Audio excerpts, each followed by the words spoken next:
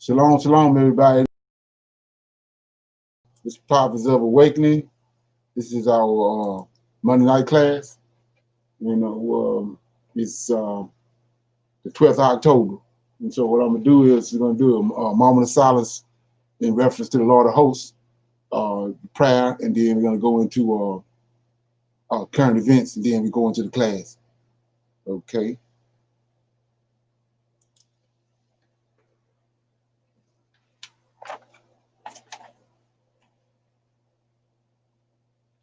O Lord, we pray unto the Lord our God. We make our confessions. O Lord, the great and dreadful God, keeping thy covenant and thy mercy to them that love thee and them that keep thy commandments. O Lord, righteousness belongeth unto thee, but unto us confusion of faith as it is this day. To the men of Judah and to the inhabitants of Jerusalem and unto all Israel that are near and that are far off through all the countries whither thou hast driven us because of our trespass, that we have trespassed against thee.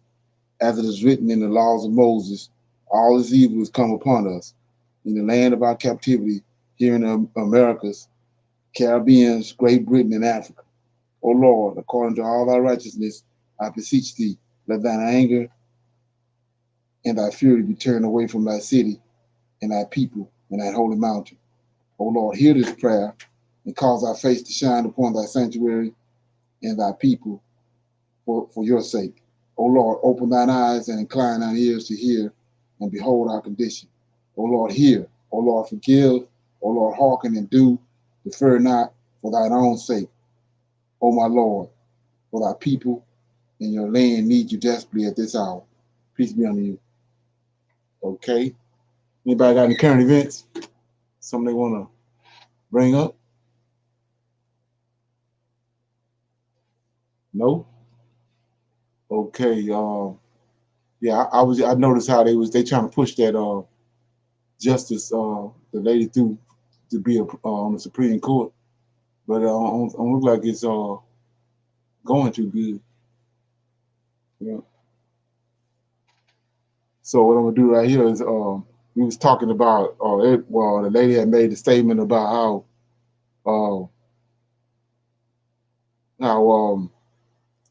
they had that picture on the wall of Jesus, and it seemed like it was watching you. And then and I'm gonna play this little 5-minute video of a movie that came out back in I think it's like in the 80s, about how they, the subliminal part of it, how they using to this, it's like witchcraft, and it also I keep reading that one little segment in the book of Enoch where it tells you that when Lamech when Noah was born, Lamech went to inquire to his father Enoch about what was wrong with him, because he said he had piercing blue eyes and it's shining in the whole room and all that. So in a subliminal way, they trying to make you think that he was white. So I'm gonna play this right quick. Just and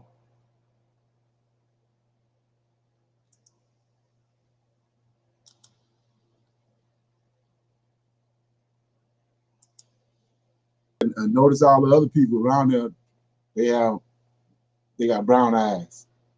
So he's supposed to come up out of them, but why his eyes blue, piercing blue, and all everybody else's eyes, then they got a darker, kind of got a little tint on them, but he pure white, blue eyes.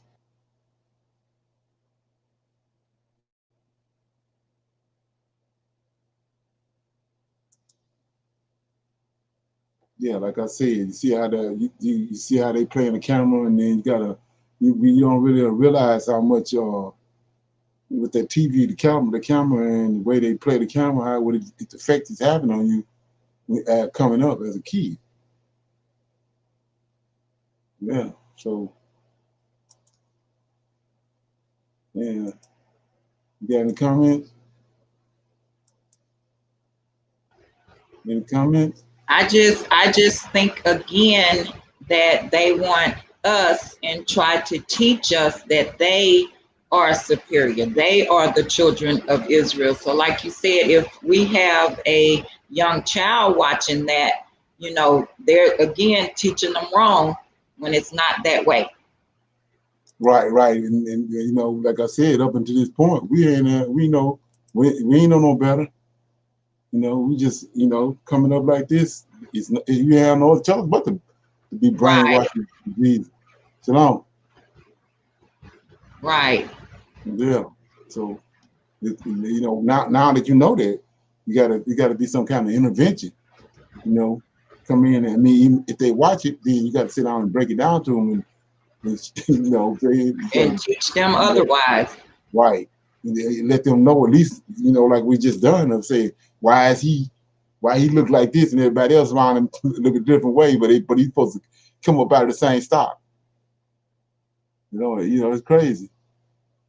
That's like I said, this right here is tied to the to the class. Okay. All right. So any more comments? Okay, so what I'm gonna do is I'm gonna play 30 minutes, then I'll play another 30 minutes. It's just Pastor Hagee, and he's the name of the lesson is understanding subliminal Anglo philia. And like I said, he's good with these words, but you know, Anglo ain't nothing but white. Anglo means white. Anyway, so let me get it started.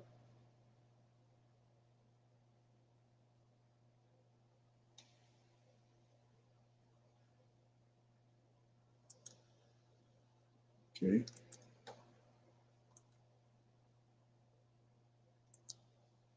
Materialism.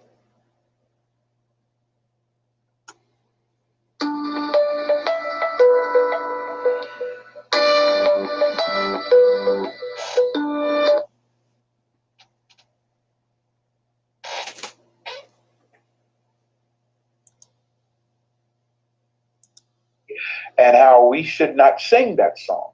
Okay, if you know the lyrics. That's why they don't sing the second and third verses for you. Okay, because if they did that, it would reveal the true agenda behind the red, white, and blue. All right? Yeah, that's another lecture in and of itself. Once again, family, thank you for being with me today.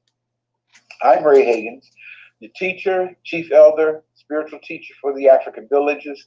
And it's an honor to have you guys with me. It's an honor to have those who are part of the African village in support of what we're doing.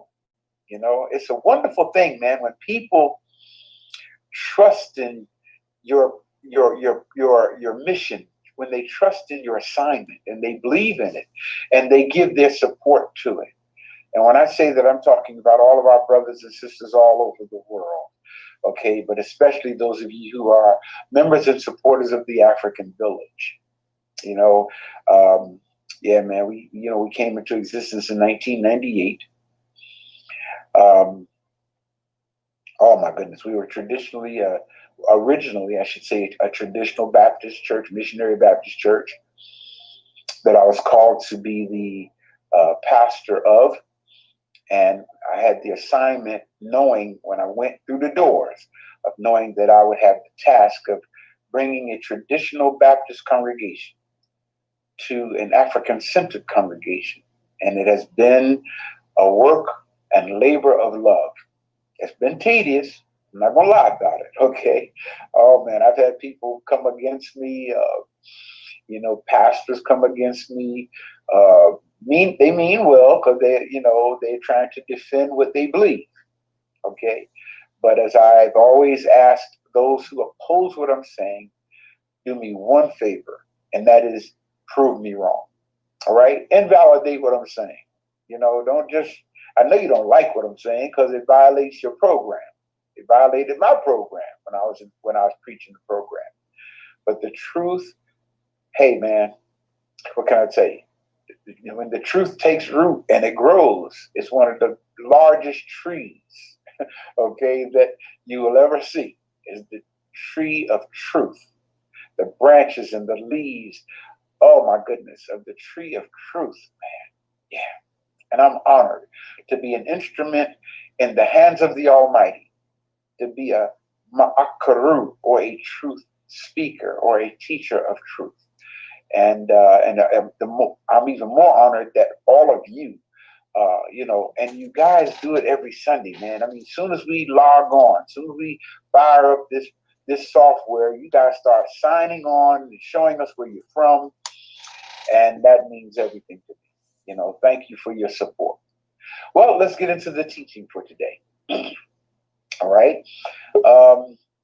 Of course, I always start off by making this circle with your hands, like this, with your fingers, right? And repeat after me. The space inside this circle represents my realm of knowledge. All that I think I know about whatever I think I know is depicted right here within this circle. I must keep in mind that there is more to know than what is within the circumference of my awareness. All right? I always start my teachings off like that because I'm going to say something that's probably not a part of your reticular activating system. And for those of you who don't know, the reticular activating system is like a divinely created thumb drive at the base of the brain. Okay? And of course, when we're born, there's nothing on that thumb drive, right? And when we are exposed to information, and as we learn growing up, it's recorded on our reticular activating system, right? Now, the problem is the information that we hear, we believe it. We hold it as truth. You know why? Because we learn it from our teachers. We learn it from our parents. We learn it from our preachers, our pastors, those who we trust. So we think that they're telling us the truth, you see. Then when somebody comes along and says something other than what's recorded on your reticular activating system, you say, oh, I don't know about that. I don't believe that. I don't know. That ain't true. Well, that's what I go through as a... Yeah, this is what I had to inject in there while I got a chance to. I don't know if anybody watched the movie The Django, but if you watch the movie The Django and you go to the scene when they were sitting at the table getting ready to eat, and the guy DiCaprio, he was over the plantation. He broke that down, like I was telling you about how in the movies they would come and tell you some truth. They'll take like a 5-minute or 10-minute segment and tell you nothing but raw truth. But they got it in the movie, but that average person don't get it. But they sit at the table, he breaks down just what he's saying. And so I stopped it because you have to understand that when I say the genius of Esau, this is what I'm talking about right here. He understands all this, and he also getting this from these fallen angels. Like I said, somebody that's 50 years old, and you give them something, no matter what they was doing before that. If you cut them off from what they was doing before that at a young age and give them information, whatever you give them at that young age is what they're gonna believe. It ain't got to be the truth. Teach, saying information that people are not aware of. And because they're not aware of it, not used to hearing it, they wonder if Brother Ray is telling them the truth. You see? And some straight up tell me straight up out, you tell them, you ain't telling the truth, you lying, because that ain't what the Bible says, that kind of thing. So as a teacher, I have to start off my lectures that way. So the information I'm going to share with you today, some of you may know it, others of you may not know it. Well, let me tell you why I'm sharing this information and why I share information, period. Okay? And that is so that I can begin the process of undoing and reversing ideas and concepts that have been programmed into the minds of our people by our environment, okay, by our religious environment, and the statements and the doctrines that we learn in the area of religion. And it's caused us to adopt a belief system. Okay, notice what I said, a belief system that has resulted in our loss of contact with what is real, has resulted in our loss of contact with what is factual, has resulted in our loss of contact with what is historical, and most of all, what is spiritual. Okay, so that's why I teach. That's the whole reason why I teach. Okay, to correct the taken concepts that we have in our minds. Today, I want to deal with this subject: understanding and exposing subliminal Anglophilia. Yeah, okay. Understanding and exposing subliminal Anglophilia. Now, I said subliminal, right? That means right off the bat, it's subconscious. A lot of people don't even realize it's taking place or it's happening. But let's deal with some definitions. When I say exposing, to expose a thing means to make known what is not known to the masses. Okay, that's what I do. That's my job. To make known or to reveal or to disclose that which is hidden, that which is clandestinely, imposed upon us and the masses. So that's what I mean by exposing. All right. Subliminal. What is meant by the word subliminal? When I say subliminal, I mean that's the subconscious acquisition of someone's agenda. Okay, it's subliminal. The way things are taught to us, there's underlying meanings to it. Subliminal. Okay, below the level of awareness. All right. So when I say subliminal, I'm talking about the subconscious acquisition of an agenda of various entities at work, working in concert with each other, such as in our academic system, within our government. Okay, they're working in secret, and usually it's for an evil, unlawful, or, as I said, a clandestine purpose. What is Anglophilia? All right, Anglophilia actually comes from two words.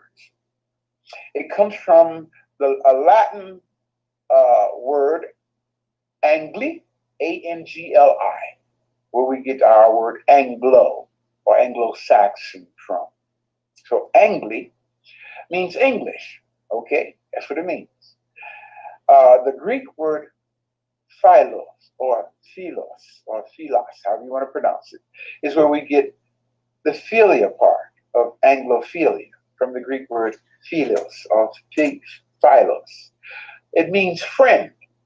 So when we say Anglophilia, we mean that habit within us. Grab how I'm saying this. That subliminal habit, that unconscious practice, okay, of admiring and respecting the people and culture of England above and before your own culture. Got me? That's what Anglophilia is. Admiring and respecting and looking up to, okay, the culture of the European more than you honor, look up to, and respect your own culture. That was one of the major reasons why they made an image of a blue-eyed, blonde-haired, Europeanized savior because of this program of Anglophilia. See, it's all part of that program. So when you see someone of European ethnicity, you have a higher respect for them. Okay, well, how did that happen to us? Where did that come from? So I'm going to try to deal with that today.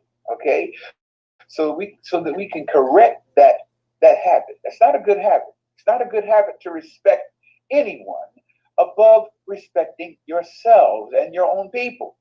Okay, but like I said, it's been subliminally programmed into us.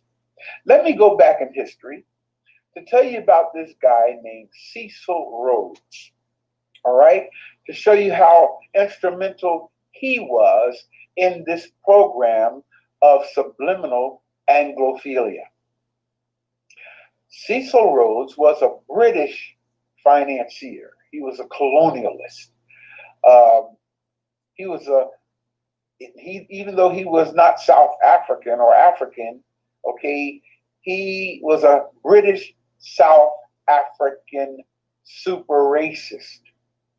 Notice how I'm saying that, right? A British South African super racist who went into Africa and saw the riches of Africa and decided that he wanted to, he wanted to put his name on it.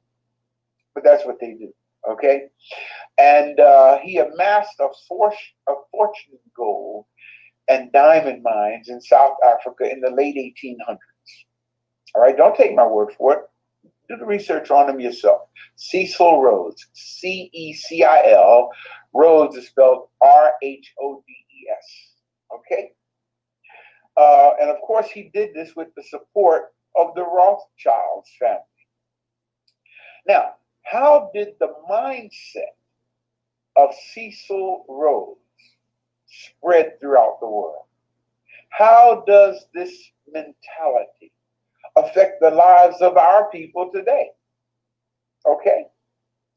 Well, Rhodes had a vision. Follow me well. He had a vision and a plan for world domination. Okay. Yes. In fact, they made a cartoon about the agenda of Cecil Rhodes. And they programmed our children with this cartoon.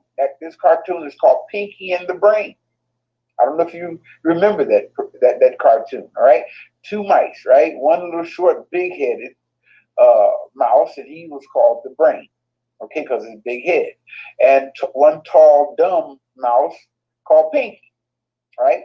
And every episode of that cartoon, at the end of the episode, the tall, dumb mouse called Pinky would ask the short, big-headed mouse called the Brain. He would say to the Brain, "What we gonna do tomorrow, Brain?" And then Brain would look at Pinky and say, "The same thing we do every day. Pinky, try and take over the world." So you see the programming put right into the minds of our children. The programming of world domination that came from Cecil Rhodes. And like I said, he had a vision and a plan for world domination, and that was his motivation during his lifetime. In fact, let me quote him for you. He stated, and I quote him, "Measures should be taken to federate the English-speaking people of the world and to bring all the habitable portion of the world under the control of the English-speaking people." That was his agenda. Okay. Now, how do you do that? How do you gain control of people? By, first of all, gaining control of their mind. So Cecil Rhodes began to implement his plan for world domination by leading the first invasion of Zimbabwe, the African country of Zimbabwe, yes, and he plundered the country and claimed the country for the British crown. And of course, he became the first administrator of the colony there and changed the name from Zimbabwe to Rhodesia, okay, or Rhodes Asia, you see? And so I'm so glad that we understand and we know that the original name of the country was Zimbabwe. And those of us who know better, that's what we refer to the country as, Zimbabwe, and not Rhodesia or Rosasia. Okay? And see, Zimbabwe is the African name of the country. Okay? And the government of the world, and I repeat, the government of the world, not just Zimbabwe, but the government of the world, not just Africa, but the entire planet, was Cecil Rhodes' one and only desire. Now, after the death of Cecil Rhodes, follow me well, after the death of Cecil Rhodes, his last will and testament was, and follow this now, was to set up a scholarship program. Yeah. Where certain intelligent young men and women of the English-speaking world would be allowed to study at Oxford University in England. Okay, yeah. And today, as I speak to you, selected young people in the prime of their lives from all over the world are the recipients of this scholarship program, so that each one would have impressed upon his or her mind in the most susceptible period of his or her life, the dream of the founder of the Rhodes Scholarship Program. In fact, don't take my word for what I'm saying. Write this down, and I want you to YouTube this, okay? When I finish, YouTube the Black Association of Rhodes Scholars. Don't take my word for what I'm saying. There's actually an organization called the Black Association of Rhodes Scholars. Can you believe that? Wow, man, the Black Association of Rhodes Scholars, okay? And you got to understand that, again, the dream, the vision, the goal, the agenda of Cecil Rhodes was to create a one-world government. Now, the training, the mission, the oath and obligation of every Rhodes Scholar is to strive for and work toward a one-world government, even if they don't realize it. This is what I mean by the subliminal, okay, the subliminal thing of Anglophilia. The subliminal thing is in our mind. We've been programmed by programs like this. In fact, there are several Black Rhodes Scholars. I just told you, check out the Black Association of Rhodes Scholars.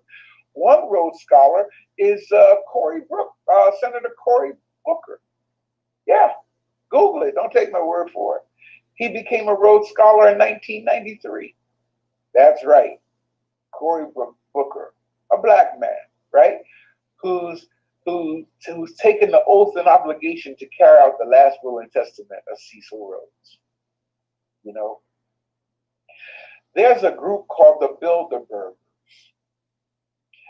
and this group has no formal name, but has been called the Bilderbergers since their first meeting in 1954 at the Bilderberg Hotel in Holland. And that's why they're called the Bilderbergers. And the Bilderberg organization, like the Council on Foreign Relations, is dedicated to creating a new world order or carrying out the agenda of Cecil Rhodes. And the meetings that are held of this group called the Bilderbergers are in secret. And very little information is available to the public about the exact nature of their discussions. But what little I have found out about this organization has convinced me that the decisions made at these secret meetings, follow me well, soon become the official policies of governments all over the world. Okay, so we need to understand how this thing goes, man. You know, how deep this rabbit hole really is. All right, there are some powerful people who meet in secret, who make decisions for world government, you know. And I know a lot of people are saying that, you know, give too much credit to Donald Trump. Trump is one of the puppets of this group. Notice I said one of the puppets of this group, okay? And forgive me for even saying his name. I don't like mentioning his name on my platform, you know, but so that you know who I'm talking about, that's why I did that, okay? But you had people like even Vernon Jordan Jr., okay, Henry Kissinger. Oh my goodness, there's so many people. I won't even go through the list, but David, how do you say his name? Petraeus, okay, you know, and also Peter Thiel, which is Trump's chief advisor. Okay, all these are members of this group, man. You know, Gerald Ford, President, George Ball, Cyrus Vance, David Rockefeller, Margaret Thatcher, oh my goodness, man, Bill Clinton, former Bill Clinton, President Bill Clinton, a member of this group. Okay, in fact, his campaign was financed by the people who attend the Bilderberger meetings. Members of the Council on Foreign Relations helped to finance his campaign. Members of the Trilateral Commission helped to finance Bill Clinton's campaign. So when you have rulers like this, man, you know, behind the scenes pulling the strings, all right, you know, you have to understand how deep this is. Okay? And the people who belong to this powerful network are referred to as the establishment. Yeah. So you have to understand, people, there is an agenda, a secret agenda, hidden agenda, okay, for the perpetuation of subliminal Anglophilia in the minds of non-white people. Yes, follow me well, okay? Now, if we're going to move forward as a people, if we're going to move forward not only as a people, but you as an aware person, you know, we this phrase now, stay woke. You hear that a lot. Well, if you're gonna stay woke, all right, well, first of all, if you're gonna awaken, period, all right, somebody has to expose this agenda if we expect to save our people from the goals and from the programs intended by it. Write this down. There's a program called Manifest Destiny. Write that down, okay? 2 words, Manifest Destiny. So that you'll know, and I want you to do the research on it. Manifest Destiny is the European belief. What group did I just say? I know I can't hear you, but I can feel you, okay? Yes, the European belief, right?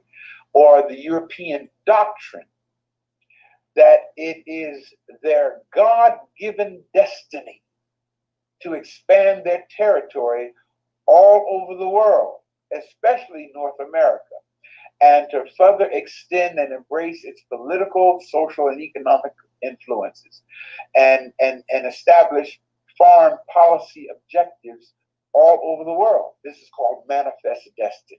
Now, a lot of you don't know anything about Manifest Destiny because your preacher did not tell you about Manifest Destiny, and it's a shame. It's a shame. It's almost criminal that the preachers that feed the minds of our people have been programmed to just teach, or I shouldn't say teach, preach or proclaim certain messages to you. But the messages that you need to hear to free your African mind, you don't hear that from the pulpit.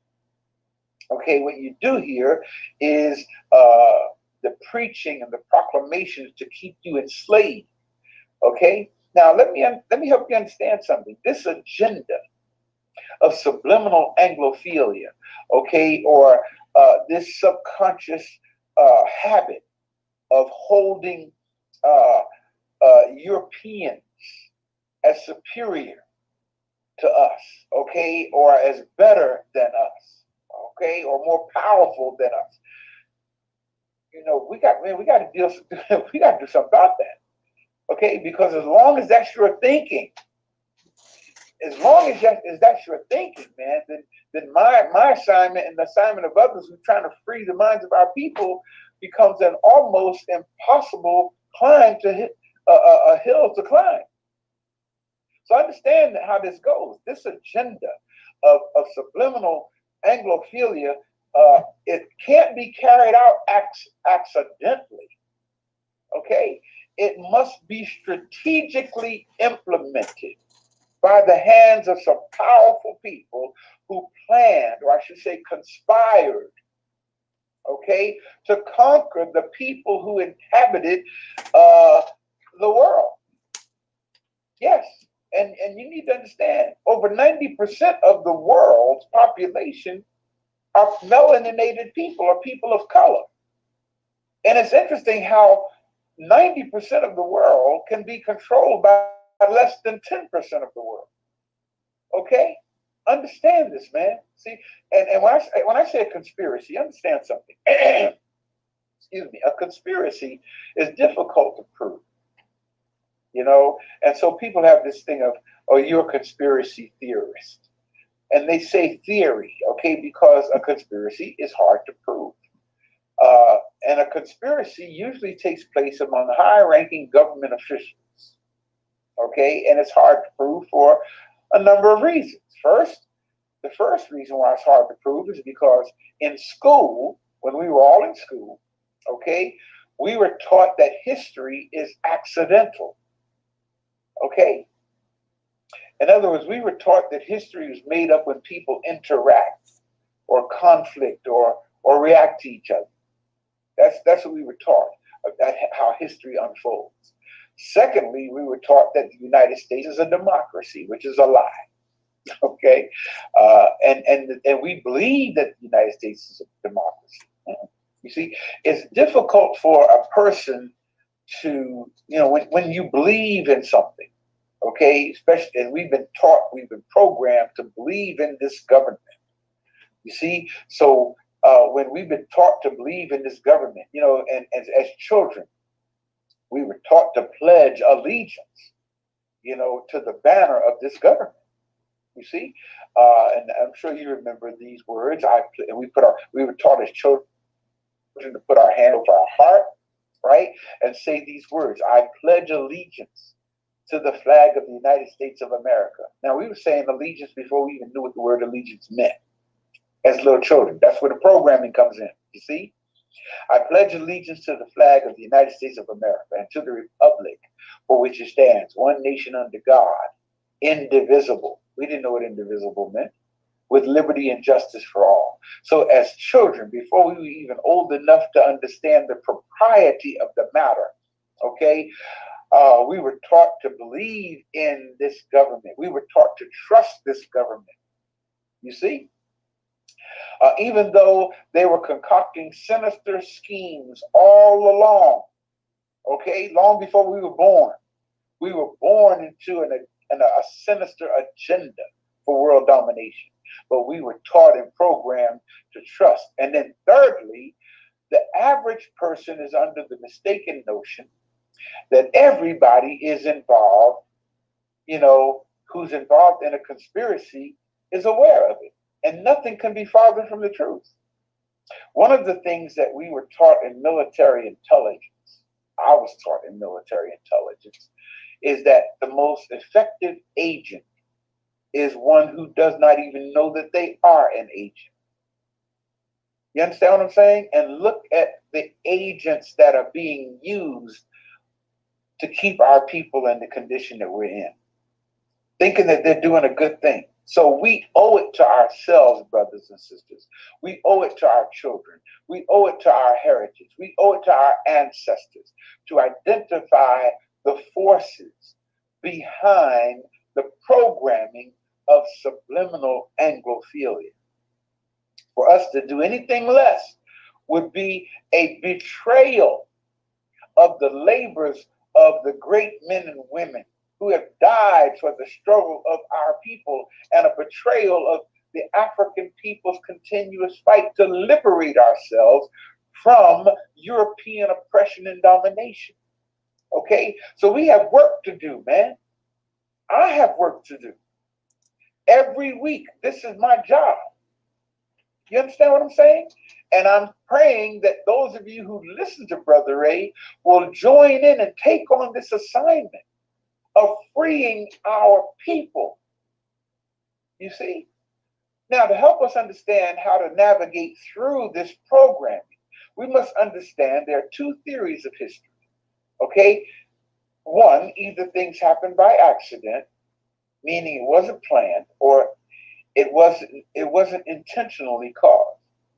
Or number two, things happened because they were planned. In other words, someone or some group intentionally caused things to happen. Like this pandemic that I don't call it a pandemic, I call it a plandemic. Okay, that's not an accident. This is by design, brothers and sisters. So let's take a close look at what is called the accidental theory. Now let me teach you today, okay?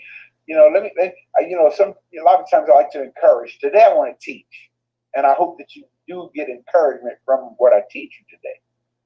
Okay? Most people, follow me well.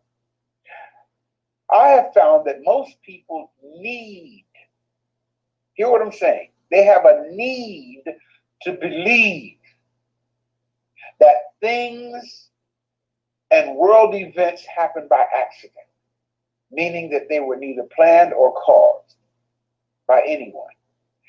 They relate to the world on this basis because of the daily events in their personal lives. For example, you may have what's called an auto accident. You didn't plan that, okay?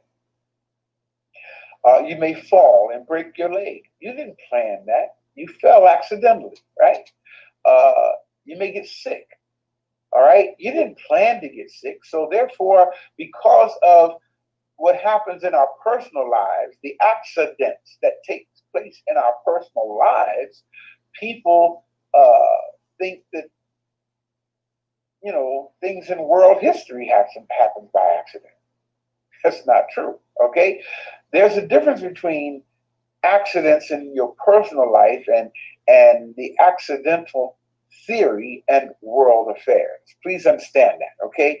And see, we are raised to believe that wars start when one nation moves against another nation into in their territory or something like that, okay? We were taught that depressions occur when markets take an unexpected downturn. We were taught that inflations occur when prices are driven up by shortages.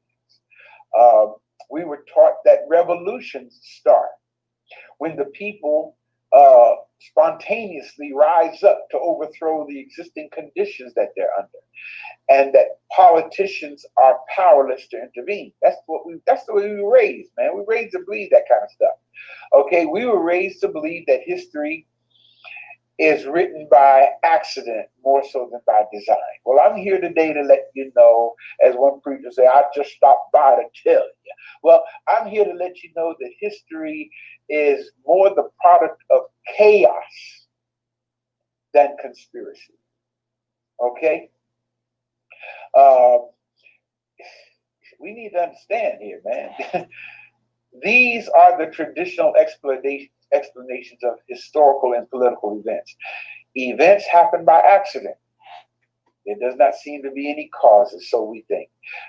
This is the cry of those who need to believe in the accidental view of history. Okay, and again, there are people who literally need to believe in the accidental view. They don't want to believe that their government would strategically and intentionally develop programs for the elimination of 75% of the world's population, as they did in what was called the Global 2000 report to the president, which was ordered, a study that was ordered by Jimmy Carter. Okay, I believe it was in 1973 or 1977, somewhere back there. Yes, the Sunday school teacher, Jimmy Carter. Okay, my mom voted for him because he was a Sunday school teacher. Okay, she had no idea that this man was a part of a clandestine, sinister agenda. Okay, to get rid of 75% of the world's non-white population. You see? Okay, understand that. I read something the other day where people were praising Jimmy Carter. Okay, well, I mean, you know, I'm just here to tell you the truth. Okay, I don't even know the man personally. Okay, but I do know that he ordered the study of Global 2000. Don't take my word for what I'm saying. Pull it up. Global 2000 report to the president. Write that down. The Global 2000 report to the president. All right, where he ordered the National Security Council, okay, to come up with a program for the decimation of large populations on the planet. All right. Another one you may want to write down is National Security Council Memorandum 200, okay, which is a part of that, which was written by Henry Kissinger, which later became Barack Obama's chief advisor. All right. Henry Kissinger came up with, oh my goodness, man. I think it was global. I want to be sure I'm not confusing National Security Council 46 with 200. He might have been participatory in both of them. Okay, National Security Council Memorandum 46 says that we must never allow blacks to unite. Grab what I'm telling you here, man. Okay, write that down. National Security Council Memorandum 46, or just write down NSC 46.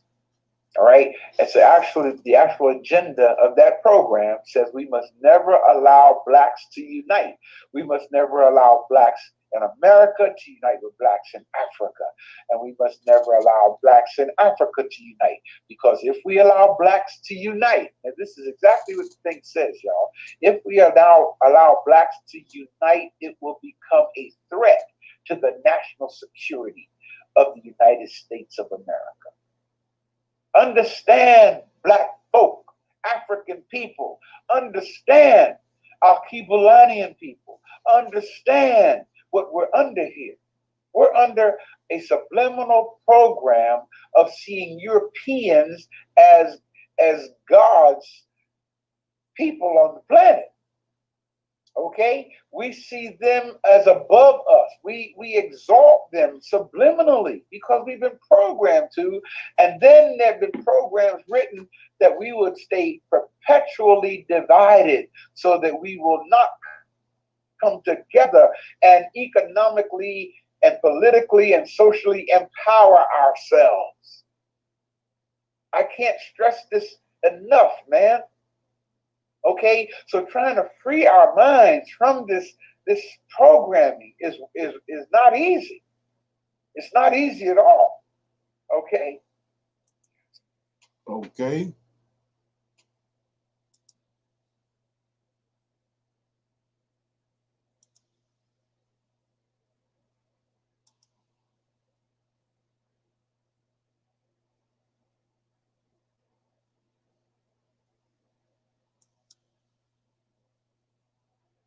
Any comment?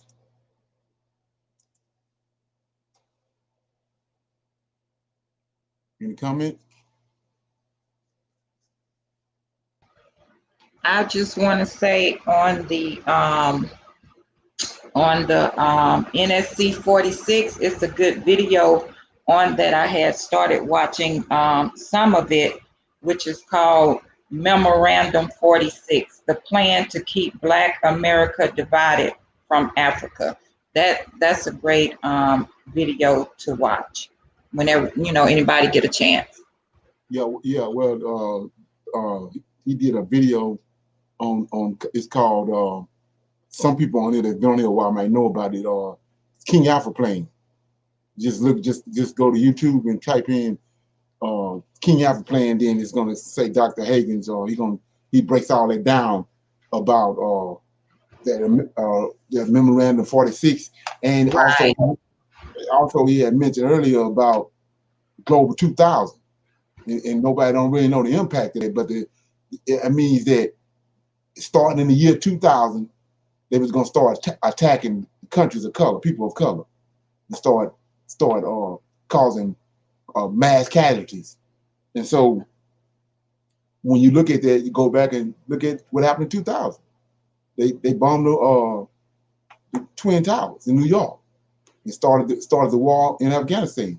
Right, because that was all part of the plan. And Right. I can't remember. I'm gonna see if I can find it again. But Fidel Castro done a story on Bilderbergs also. Wow. And I think if I remember right, they were talking about like they were even tied to the Beatles.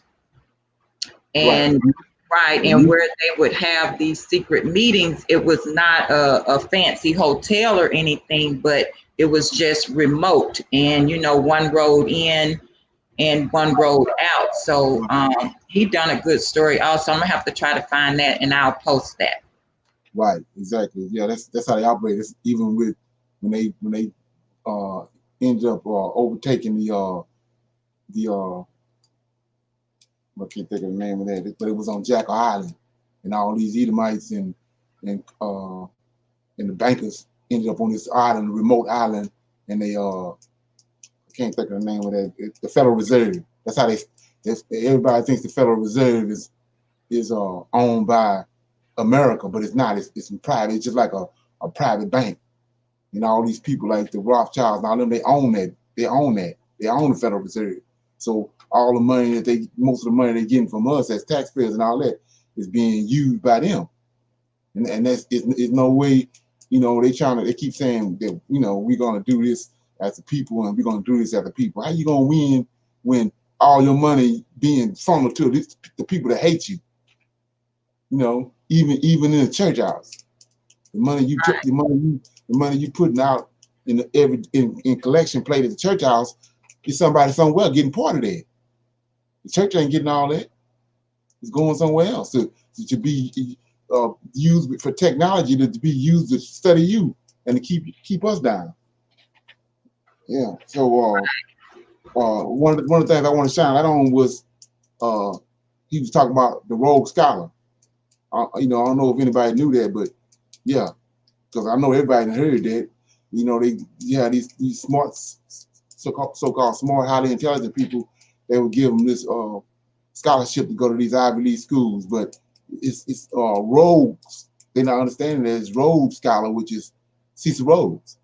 He's the one. He was a redneck. You think Trump was something?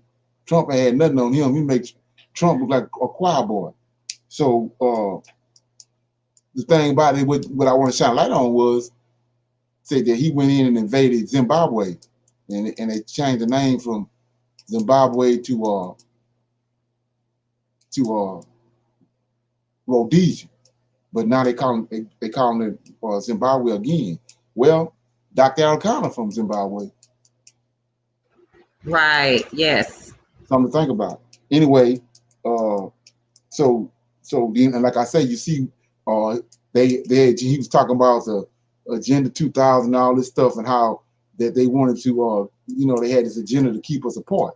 Well, now look what's going on now. All of a sudden, that should be a red flags all over the place, because now they just had this in 2011. They had the year of people of African descent. All of a sudden, you venerating the black folks, same ones that you got a plan to keep apart, and the ones you potentially killing. And then they got the decade. We're in the middle right now of the decade of people of African descent. And then we just came out of the year return last year. So all the stuff you see going on now, all this crazy chaotic stuff, is not like he was saying earlier. It's not just happening. It's a plan, and it's leading us somewhere.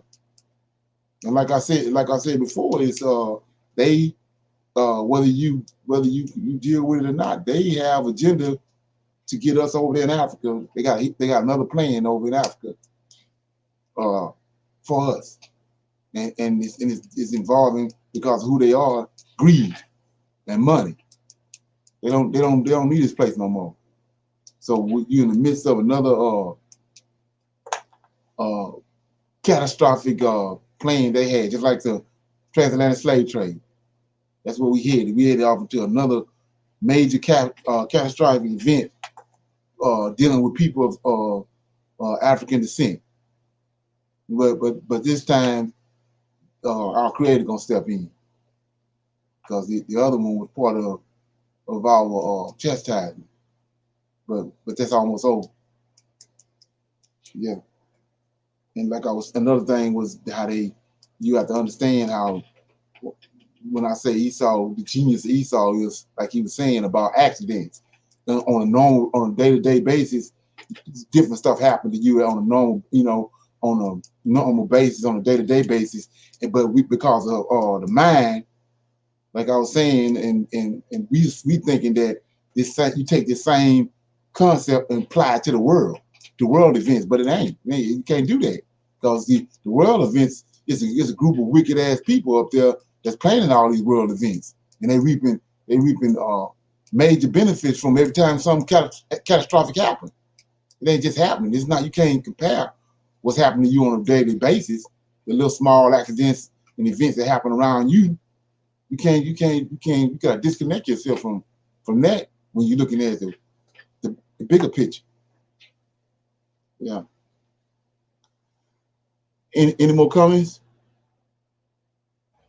I just want to say, we used to think that Clinton was for us, Obama was for us, but they were not. If you read more on the Bilderbergs, you will see that they were tied to them. So I remember back in the day when, all the blacks were voting for Clinton, because, he was having us thinking he was for us. He was going to make a change for us, but that was not the case. Well, right. That's ain't to say, just like I said, it's nothing new under the sun. That was brainwashing. We in the midst of that right now. They're trying to do with Biden. We're in the midst of that right now. Even when Trump won in 2016, it was the same plot. You know, they got it down pat. And if you go and do the research on Caesar, Julius Caesar, he did the same thing. That's the reason they killed him. Yeah, he used propaganda. This is what we're dealing with. Like I said, the Greeks and the Romans. Two sons out of Japhet, Javan and Chetan.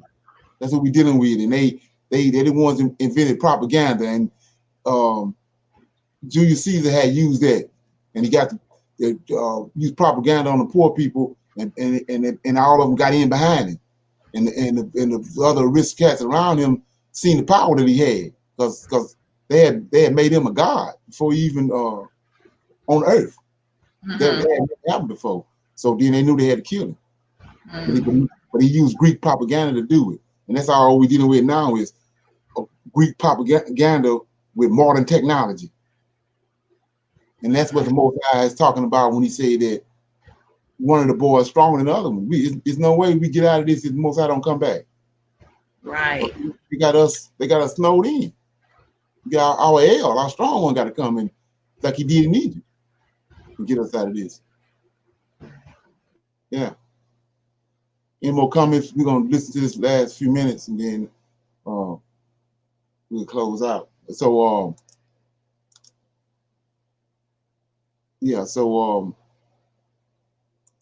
like I was saying before, we got a little treat at the end of this. I hope everybody like it. So when I say there's a serious agenda in place, I'm serious about that. Okay, there's no place on this planet. You know, I was just talking to some friends the other day about repatriating, you know, and I think the idea of repatriating is a wonderful thing, but there's nowhere on this planet that you can go to get away from the tentacles of white supremacy. It's all over the planet. I told you, Cecil Rhodes came up with a program for world domination, okay, saying that the European, okay, should be the ones who control the world through manifest destiny. They honestly believe that it is God's destiny for them to rule the world and decimate other populations. Man, you know, so we must see what's really going on. For those of you who need to believe in this government, and I know many of you need to believe that the United States is the most God-ordained, blessed country on the planet. I know you think that, okay? But you need to understand something, man, okay? And it takes people like me who've served in government service and had an opportunity to see what this government is really about, okay? Or those of you who've done your research, okay? And we got work to do. I personally, I don't agree with the accidental view of history. I don't think things just happen by accident. In fact, I know things don't happen by accident. I've seen some of the agendas. I've seen some of the programs. I participated in some of the clandestine things that this government has done in other countries. You know, in fact, there was one of our past presidents of this country, Franklin D. Roosevelt. He said it himself. He said, in politics, nothing happens by accident. If it happens, you can believe it was planned that way. Those are his words. Okay? This is what is known as the conspiratorial view of world events. The past president of the United States let us know that nothing happens by accident when it comes to the realm of politics. So let me share with you 3 ways of exposing this hidden agenda. And I want you guys to understand this well so that you can participate in exposing, okay, the programming of subliminal pedophilia. Understand this. Not only must conspirators work in secret, but they must make every effort to ensure that their plans are not made public. Okay, and this is one of the reasons why a lot of people, the masses, don't know that what's going on in our society is not accidental, but it was intended. Okay, now the first task of a subliminal programming or a conspiracy, the first task becomes that of convincing the masses that the conspiracy does not exist. You grab what I'm saying? Okay, convince the masses that the conspiracy does not exist. Everything happens by accident, and we need to pray and ask God to take care of us on a daily basis.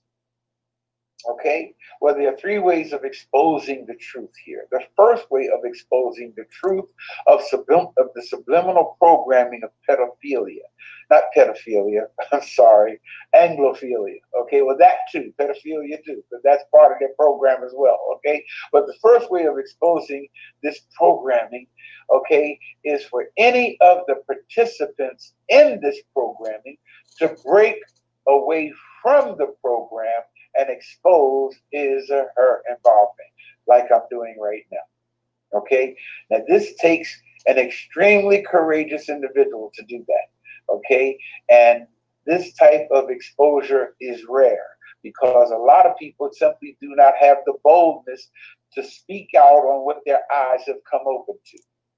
Did you hear that? You got to be courageous. You know, I've had so many preachers that I know of that know the program say, well, let's just pray about it. Let's just pray and ask God to work this out for us. No, don't pray and ask God to work it out. You expose it. You tell the truth to the people. Okay? Stop being a punk, man, and tell the truth.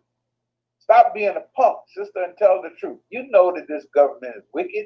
You know that there's a wicked agenda in the world today for the elimination of the world's non-white population. You know it is. Okay, but you won't speak out on it. Instead, you want to tell folk, for God so loved the world that he gave his only begotten son, that whosoever believeth in him will not perish but have everlasting life. Come on, man. How long are you going to keep quoting that doggone stuff? And our people are dying in the streets and being murdered by this wicked agenda in place. Ah, boy. Okay. All right. Let me relax. Let me calm down here. Okay. All right. The people who have been a part of this programming are usually those people who have served in government positions and they resign for reasons other than the truth. All right, and these individuals have also exposed the inner workings of this programming, of this secret conspiracy for world domination. And they do that at great peril to themselves. And that's why those of us who do that, we have to protect ourselves, man. We have to be vigilant, you know. It's no fun living a life looking over your shoulder to see, you know, who wants to cancel you out for exposing their agenda. Okay, but we have to do that, man. We have to be what you call situationally aware. We have to learn how to recognize everything that's going on around us. Okay, so nothing don't sneak up on us and neutralize us or take us out of here.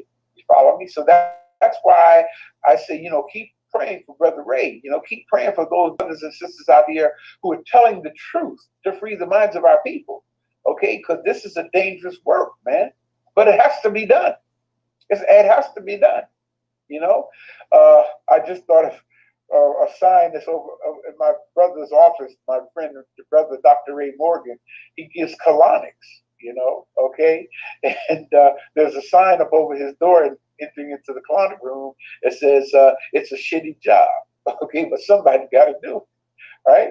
Well, when it comes to exposing the agenda, okay, of subliminal Anglophilia, okay, and world domination, man. It's a dangerous job, but somebody got to do it.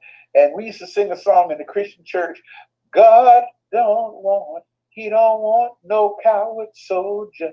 Okay, well, that's the same thing here and now. All right, when it comes to the liberation of our people, we don't have room for coward soldiers here, man. You know, I was just sharing with a brother on yesterday, the day before, that a warrior is at home when they are at war. Those of you out there who say you're warriors, okay, then gear up for the battle. Because if you're a warrior, you're not at home unless you're at war. Understand that. Write that down. Make that a motto of yours. A warrior is at home when they are at war. Okay? Let me assure you, brothers and sisters, there is a subliminal program in place.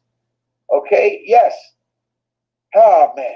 It's deeply entrenched into the minds of our people. And because it's deeply entrenched, it's a very extremely powerful program that affects the minds of our people and is working to achieve absolute and brutal rule over the entire human race by using religion. That's the first thing it uses. It uses religion to further its aims. It uses war to further its aims. It uses disease, like what we're dealing with right now, this pandemic, to further its aims. It uses depressions, it uses inflations, it uses revolutions to further its aims. There's a war going on, Fatty.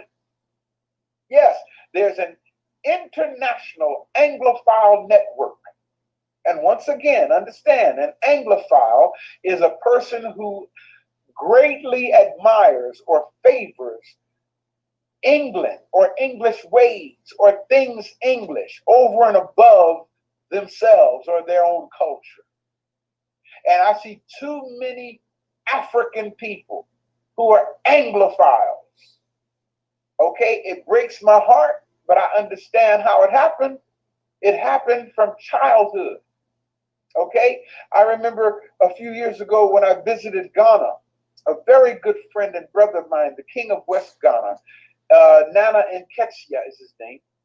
And Nana Nketiah was the commencement speaker for one of the largest black. You need to hear this right here. Just, trying to make a decision on Ghana or Gambia.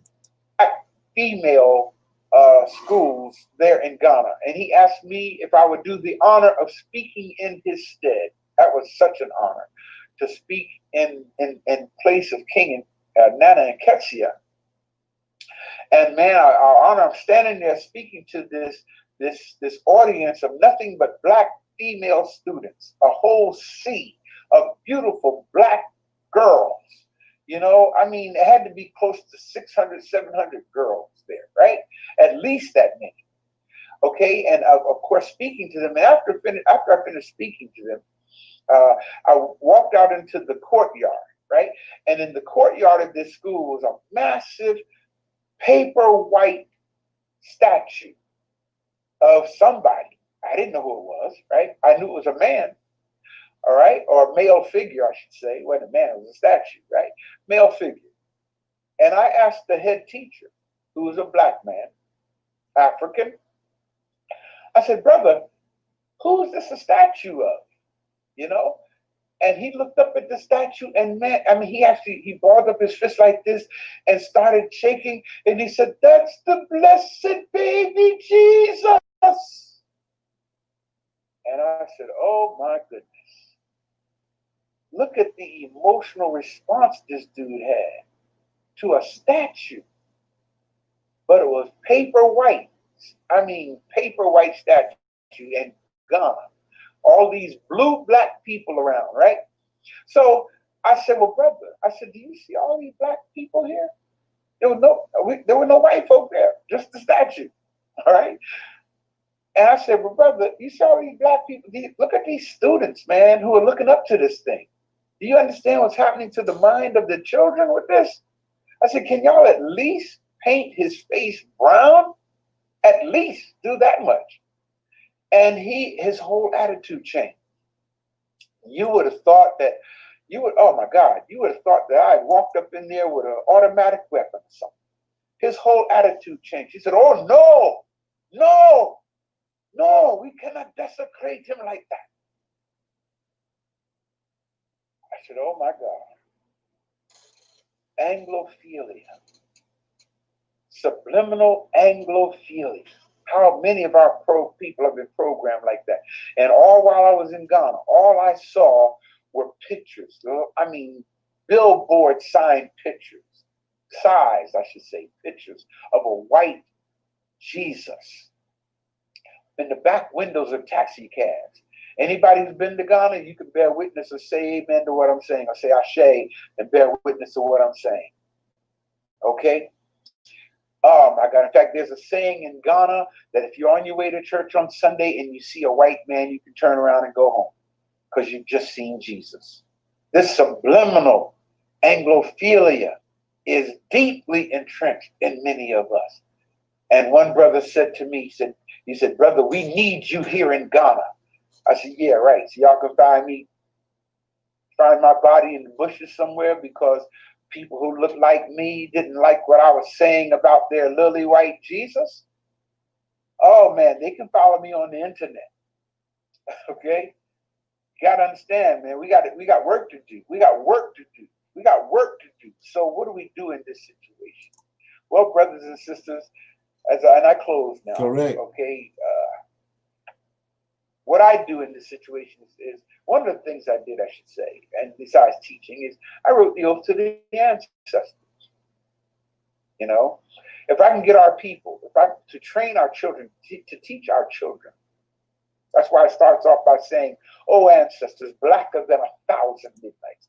I want our young people to begin to understand the beauty of blackness, the beauty of their Africanness. This is so important, brothers. If we're going to move forward in the days to come, if we're going to move forward, we must understand who we are. We must understand what we are and be proud of it. Don't just sing a song, say it loud, I'm black and I'm proud. Okay, don't just sing the song. I'm glad James Brown came up with that song. I'm so glad that he did. Okay, but it's more than singing a song. It's living it. It's being it. Okay, it's digesting it. It's walking Africanness. It's seeing Africanness. It's thinking Africanness. You have to have an African-centered mind in your thinking. You know, so what should be at the center of the thinking of African people but Africa? Why? Because Africa looks like us. Africa wants for us what we want for ourselves. Okay, so we have to get it together, brothers and sisters. And that's why I wrote in the Oath to the Ancestors, oh ancestors, we thank you for devoting your life to make a future for us, your children, your grandchildren, and your great-grandchildren. And then I put in there, now stand with us. Strengthen us, guide us, teach us, and protect us from the snare of our enemies. And when I say the snares of our enemies, I don't just mean white folk. I'm talking about black folk who have a Europeanized mind. Guide us, teach us, protect us from the snare of our enemies. Rise up, O African ancestors, and let our enemies be scattered, and give us the wisdom and the boldness to deal with our oppressors and those who would hinder the liberation and empowerment of our people. And when I say those who would hinder the liberation and empowerment of our people, again, I'm not just talking about Caucasians. I'm talking about melaninated people who don't know who they are. Rise up, O African ancestors, and live in us. And I promise if you do that, we will not fail to honor you. I promise if you do that, we will not fail to respect you. We will not fail to hear you. We will not betray you. Oh my goodness. We have to free our mind, brothers and sisters, from subliminal Anglophobia. Because until you recognize who you are, appreciate who you are, respect who you are, honor who you are, and teach it to our children, we'll be fighting a losing battle. But once we understand the truth of ourselves, once we understand the truth and the power of knowing ourselves, as the ancient African Nile Valley motto says, man, woman, know thyself. For in knowing thyself, thou shalt know God. That's so important, family. I see too many of us who don't know who we are. And every day of my life, man, is about helping us to know that. I come to tears because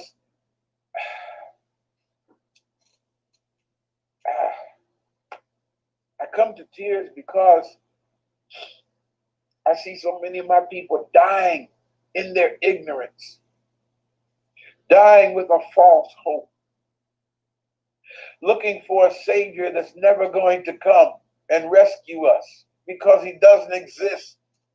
That's a part of that program of Anglophilia that they taught us. And we have to heal ourselves from this mental disease. So help me do that, family. Oh boy, I guess some of you guys have to say, that's the cryingest brother. Well, when I first came out of the Marines, I didn't cry like this. I was more calloused. But of course, over the years, seeing the plight of my people, you know, when my eyes came open, I'm so thankful to our scholars who were instrumental in my life, you know, like Dr. Yosef Ibn Yakin and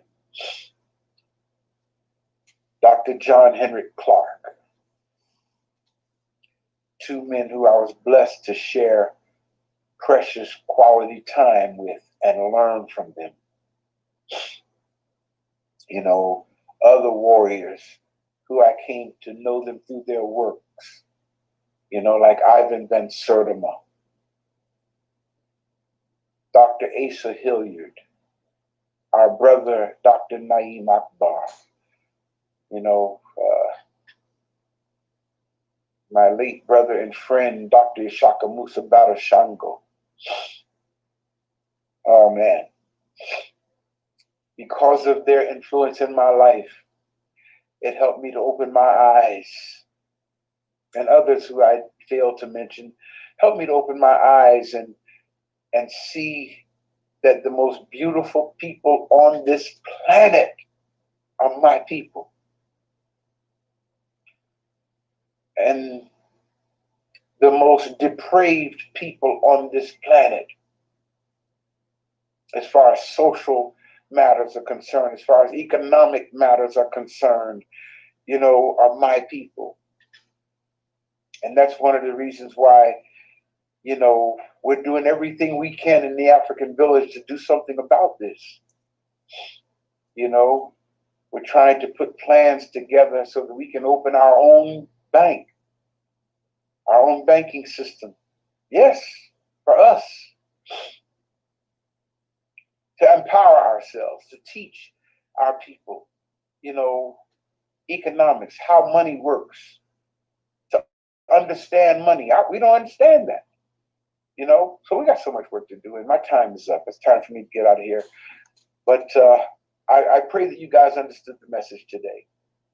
I get so passionate about this because I see how the program of subliminal Anglophilia is causing us to self-destruct. And not only are we destructive to ourselves, we're destructive to others of ourselves as well. So we got work to do, and I implore you, family, help me do this work. Okay, make a commitment and help me do this work. You can, of course, do it through your financial support, but it even means more. Okay, if you help me do this work by getting involved in this work. Okay, spread the word, man. You know, spread the word of what you can do to help me with this work. Of course, you can help us again with your financial support. Oh yeah, yeah, that would be great. You know, yeah. Help us with your financial support. Help us with your moral support. You know, tell the world, tell everybody you can. You know, share this video. All right. Yeah, that's. You say, well, Brother Ray, I can't talk like you, but you can share this video. Have a watch party. Okay. Yeah, man. Share the video and help us with the work. Okay, I'm gonna get out of here. I'm trying to find. I just posted where to make your donations to. Yeah, make your donations to. I don't even see it, Minister, and you can put it there. And I'm trying to find it to put it on the screen. But okay.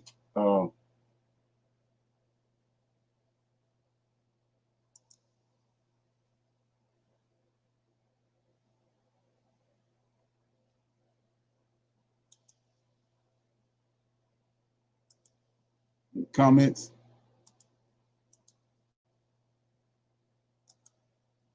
Comments?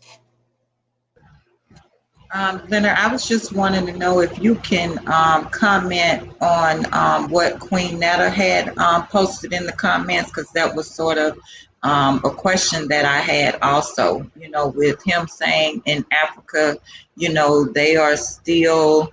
No, he said Ghana. Did he say Ghana? Yeah. Okay. In Ghana. Right. Say that again. That's why I said what I said when I interrupted. I said we over here as Israelites don't understand that we Hebrew Israelites and that, you know, we have to go back to our homeland. But right.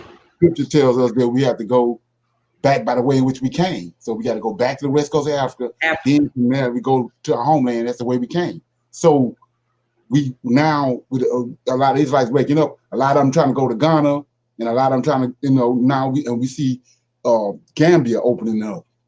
So this right here, a sign right here, what he telling you what's going on in Ghana. Hello? Right, exactly. So yeah.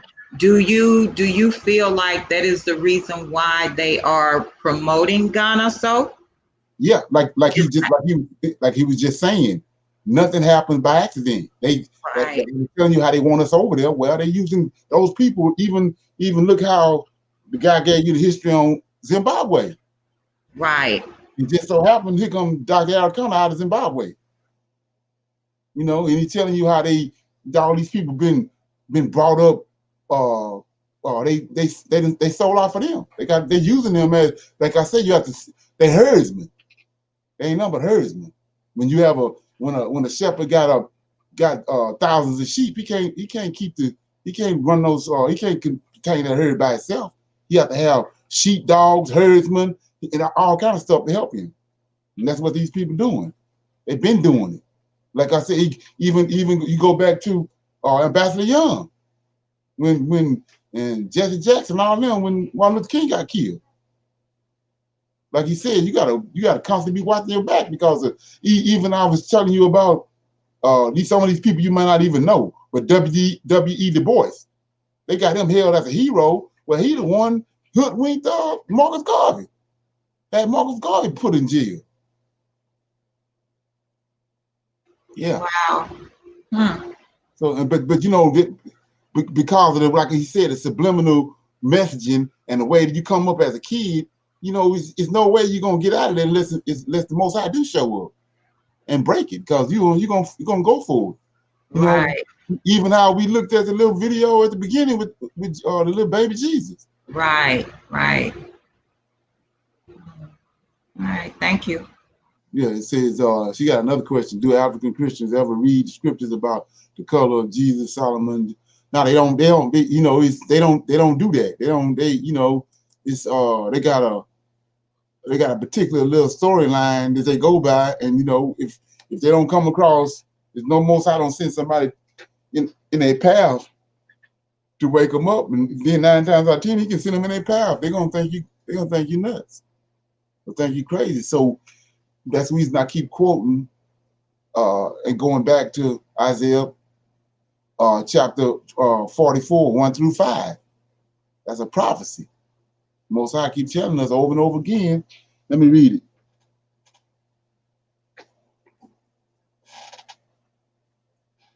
And like I said before, even with the then our understanding is that these people, these same wicked people that he's talking about, attached the New Testament to our scriptures. You can't throw the Tanakh away because they attached it to it. It's just like when they came down and started sleeping with women. These fallen angels didn't make the women, but they came down and attached themselves to them and got giants, got abomination. Okay, so yeah, Isaiah 44 is a prophecy that, like I say, the average Christian Hebrew Israelite don't even know about it.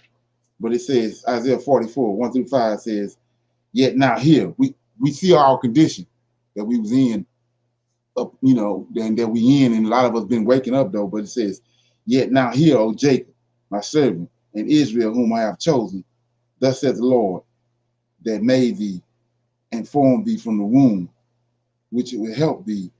Fear not, O Jacob, my servant, and thou Jezreel, whom I have chosen, for I will pour water upon him that is thirsty, and floods upon dry ground. I will pour my spirit upon thy seed, and my blessings upon thine offspring, and they shall spring up as among the grass, as willows by a watercourse. And one shall say, I am the Lord's, and another shall call himself by the name of Jacob, and another shall subscribe with his hand unto the Lord, and surname himself by the name of Israel. And so we just witnessed that a couple of weeks ago with Kevin changing his name.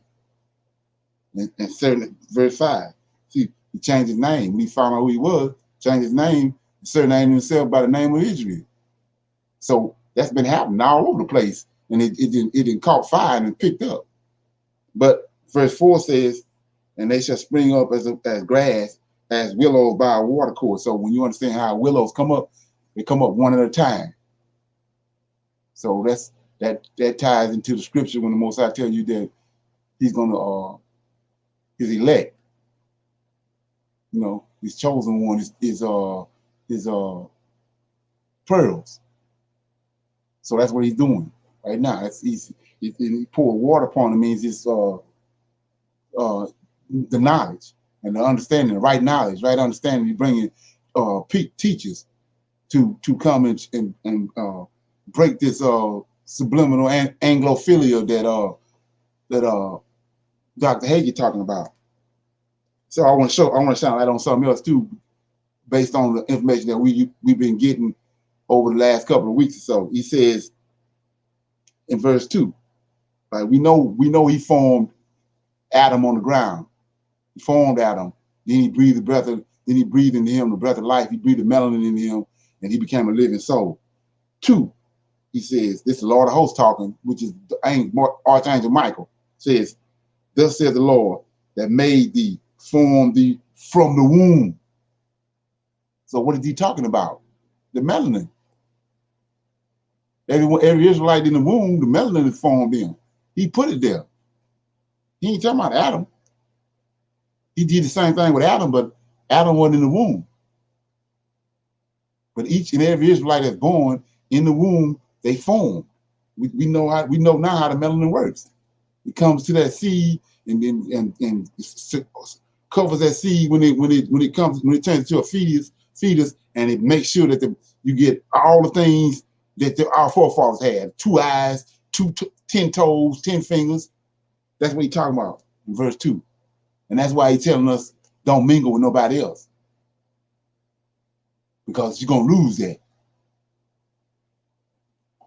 Okay? Any more questions? Everybody good? Okay. So I said I had a little treat on here. I'm gonna play this if I can find it, and then we'll close out. Okay.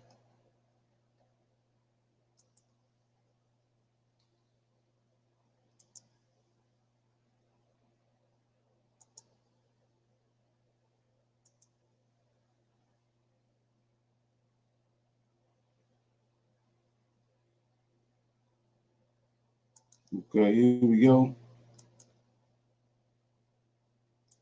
The period, all one word, but DRRAYHAGINS, and also through Zelle. Okay.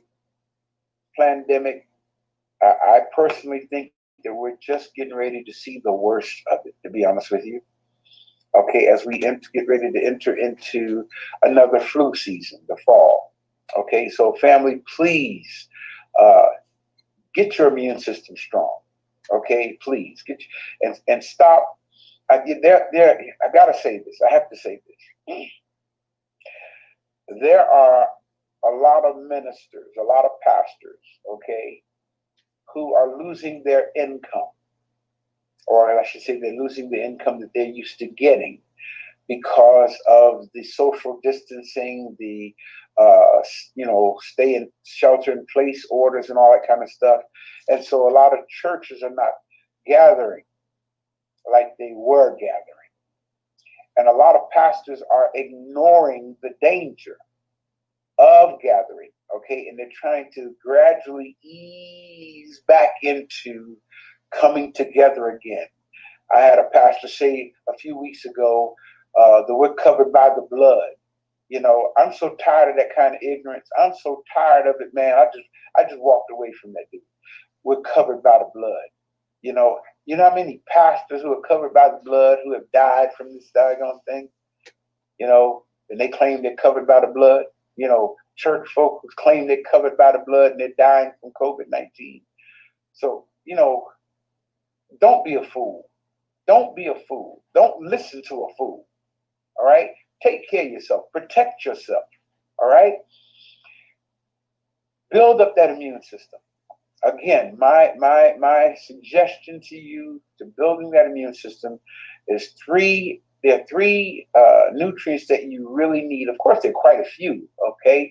But there are three in particular that I recommend to building your immune system. Number one is vitamin C, okay?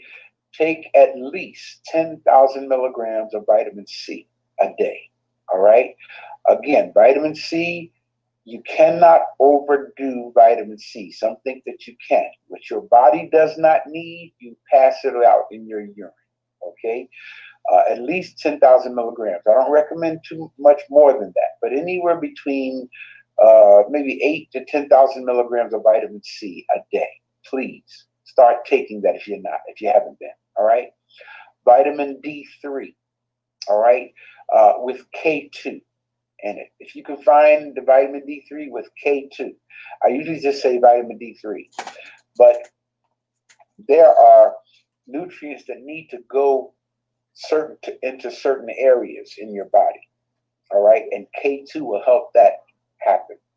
All right, so vitamin D3, if you can find D3 with K2, that is even better. But if you can't find the K2, at least vitamin D3, all right, and zinc. At least 50 milligrams of zinc a day. All right. Zinc is one of the most powerful things for fighting off viruses. Okay. So do that, family. Start protecting yourself. Build up that immune system. All right. And drink plenty of water. All right. Drink plenty of water, preferably steam distilled water if you can get it. A lot of stores sell that now. Gallons of steam distilled water. It's not the best tasting thing in the world, so you may want to put a few drops of lemon juice in it, okay, for some flavor. But steam distilled water. Drink plenty of water. Well, family, I've done my job for today. All right, I feel good because I know I've done my job for today, and that's to teach you the truth. Thank you again for being a part of our experience today. Now let's get out of here by singing our fun song. Here we go. Easy to Love. All right, the African in me loves the African in you. When we come together, that we can't do. You know why? You're easy to love. Oh my goodness, come on. Yeah. You're easy to love. Sing it like you mean it, all right? Come on. The African in me loves the African in you. When we come together, ain't nothing we can't do. Come on, everybody, let's do it. The African in me loves the African in you. When we come together, there ain't nothing we can't do. You're easy. You're easy. Easy to love. Easy to love. Yeah. African in me. Love the African in you. When we come together, there ain't nothing we can't do. 'Cause you're easy. You're easy. Easy to love. You're easy to love. Yeah. Let's do it again. The African in me. Love the African in you. When we come together, there ain't nothing we can't do. 'Cause you're easy. You're easy. Oh, you're easy. Easy to love. The power in me. Love the power in you. Come on, everybody. Power in me. Love the power in you. When we come together, there ain't nothing we can't do. You're easy. You're easy. Easy to love. Oh, let's do the characteristics of my heart. The truth that's in me. Come on. The truth that's in me. Love the truth that's in you. When we come together, there ain't nothing we can't do. You're easy. You're easy. Yeah. Easy to love. How about the justice in me? Love the justice in you. Come on, everybody. Justice in me. Love the justice in you. When we come together, ain't nothing we can't do. 'Cause you're easy. You're easy. Yeah, easy to love. The righteousness in me. Love the righteousness in you. Come on, let's sing it like we mean it. Wherever you are, come on. Righteousness in me. Love the righteousness in you. When we come together, there ain't nothing we can't do. 'Cause you're easy. You're easy. You're easy to love. Yeah. You're easy to love. Let's close out with the African in me. Everybody, come on. African in me. Love the African in you. When we come together, there ain't nothing we can't do. You're easy. You're Okay.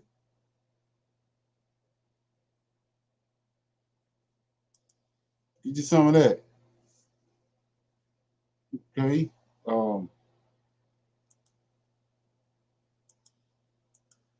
Anybody got any comments before we go? I hope y'all got a little bit out of that. Got a little bit out of that. May change a few words in there, but got a little bit out of that. Okay, yeah. I thought that'd be a little upbeat for a minute. Right, it was the upbeat. Exactly. Yeah, give you some of this horn, then we're gonna get out of here.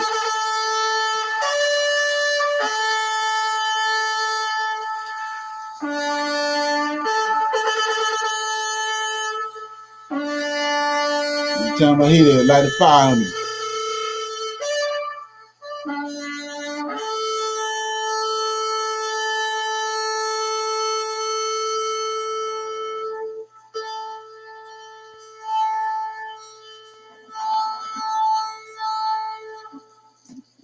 Shalom. I see y'all on Wednesday, 6 o'clock.